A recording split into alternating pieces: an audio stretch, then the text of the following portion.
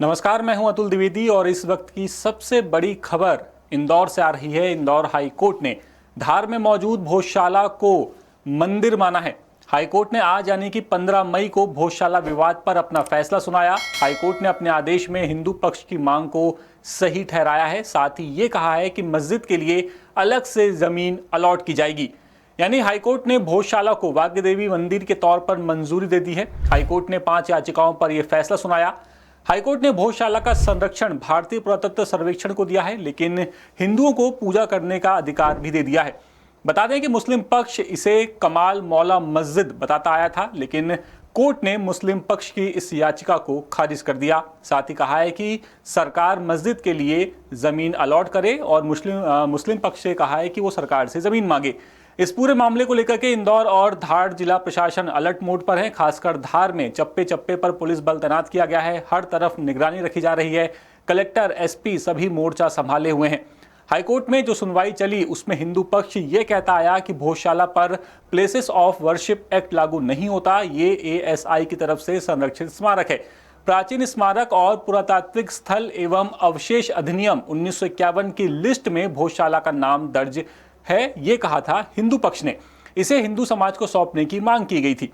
दूसरी तरफ मुस्लिम पक्ष का कहना है कि ये विवादित स्थल का धार्मिक स्वरूप तय करने का अधिकार सिविल कोर्ट को है।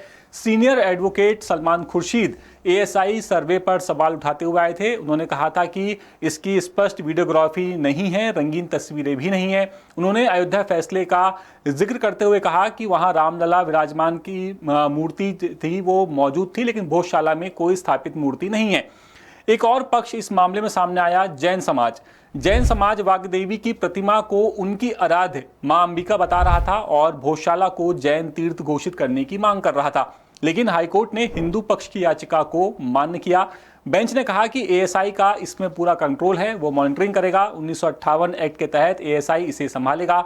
कोर्ट ने यह भी कहा कि वाग्य देवी की प्रतिमा को लाकर स्थापित करने के लिए केंद्र सरकार अब फैसला ले, और साथ ही हाईकोर्ट के इस फैसले का आधार आपको बता दें कि एएसआई की 2100 पेज की रिपोर्ट बनी है। इसके लिए 98 दिन तक भोजशाला का जो पूरा परिसर है उसका वैज्ञानिक तरीके से सर्वे किया गया था, और सर्वे में ये सामने आया था कि ये पूरा जो ढांचा है, पूरा स्ट्रक्चर है, वो राजा भोज के वक्त की बनी हुई संरचना है, वहां से काफी मेल खाता है। यानी हाईकोर्ट ने अब इस पूरे मामले का एक तरह से देखें तो निपटारा कर दिया है। फिलहाल धार में और उसके आसपास के जो इलाके, वहां पर शांति बनी हुई है। पुलिस मोर्चा संभाले हुए है और इस पूरे मामले पर अभी हाईकोर्ट का डिटेल आदेश आना बाकी है। जैसे ही वो आदेश हमारे पास आएगा, हम आपके लिए उससे जुड़ी हुई और भी बड़ी खबरें लेकर के आएंगे। लेकिन तब तक अपडेट्स के लिए आप बने रहिए द सूत्र के साथ, और हमारी वेबसाइट www.thesutra.com पर भी विजिट करते रहिए।